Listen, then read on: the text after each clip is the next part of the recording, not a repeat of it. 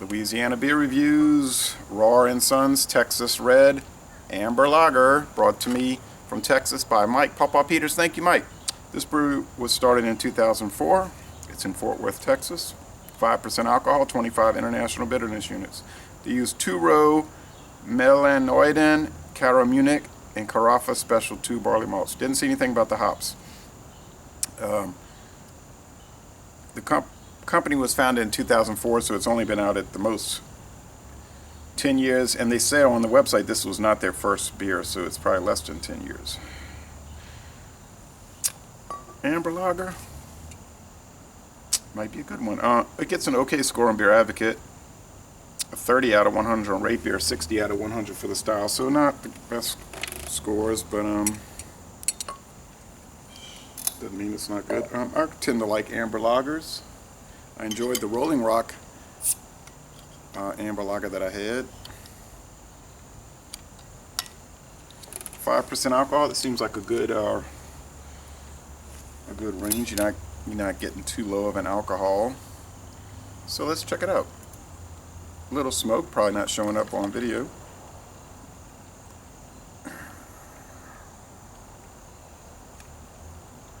I think Mike remarked to me that it was, okay. I've enjoyed what I've had from these people so far. Medium head, medium to thick, cream colored head. The appearance is rust red with some nice bubble streams here at 8:10 a.m. The aroma is sweet, bready, like bread crust, and you get that tannic thing going, like from tea leaves, something like that.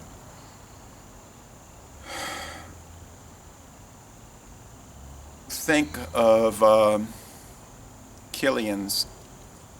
George Killian's Irish Red Lager, for instance. That'd be a good point of reference. Or not that different from Murphy's Irish Red. Okay, so let's check out the flavor.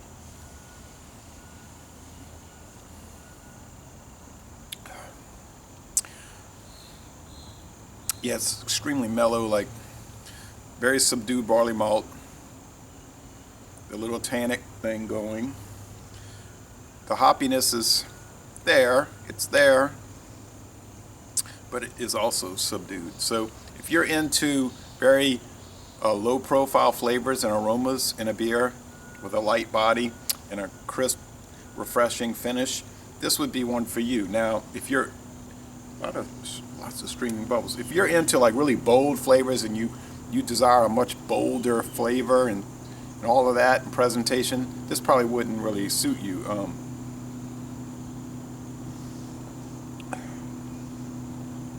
Sometimes I like, it's sort of like, depends what you're in the mood for. Sometimes I like the more milder beers. I think this is good. I would give it a B. A B. Yeah, it's good.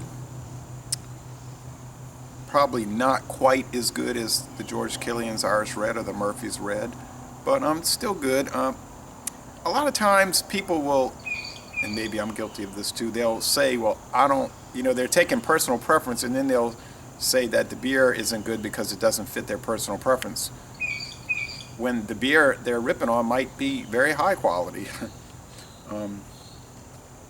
I don't want to get on a big rant about that, but like, let's say Bud Light. That's a good beer to look at. Let's say Bud Light. Okay, Bud Light to me is a little dull because it's a light beer, so naturally it's going to be very subdued in flavor, aroma, body. So it's not the thing I would reach for. On the other hand, I can't get up here and say, oh, it's low quality, it's trash and all of that, because that would be wrong. It's not made with trashy ingredients. It's not poorly made.